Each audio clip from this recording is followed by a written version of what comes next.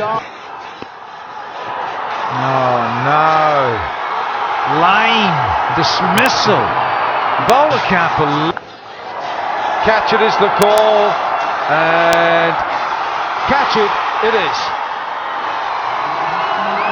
Ahmad Butt takes the catch. And it's a... Yes, he can! He's knocked over the castle! Oh, there's the pose. Again from the left. अस्सलामुअलैकुम और मैं आपका मेज़बान अज़हर खान नियाज़ी और मेरे साथ सुपरस्टार रोमान रईस साहब मौजूद हैं और इनसे बात करते हैं। अस्सलाम वालेकुम। वालेकुम सलाम।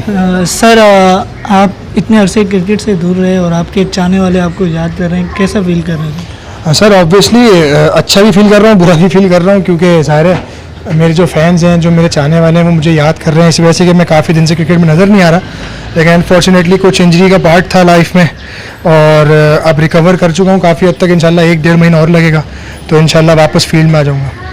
अच्छा सर, जैसा कि आप देख रहे हैं कि क़ायद-ए-आज़म ट्रॉफ़ी स्टार्ट हो गई है और इसे आप मिस भी कर रहे होंगे, तो इस हवाले से आपका क्या कहना है?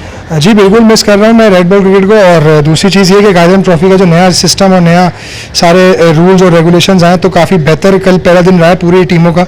सब ने बॉलिंग में भी परफॉर्म किया, बैटिंग में भी परफॉर्म किया, पिचेस भी अच्छी सुनने में आ रही है कि काफ़ी अच्छी विकेट पिचेस बनी हुई है।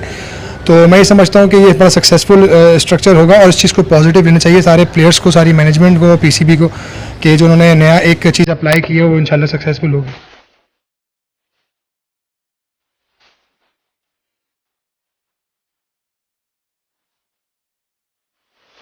सर, आप अपने चाहने वालों के लिए जो आपको मिस करते हैं उनके कोई पैगाम देना चाहें तो सर?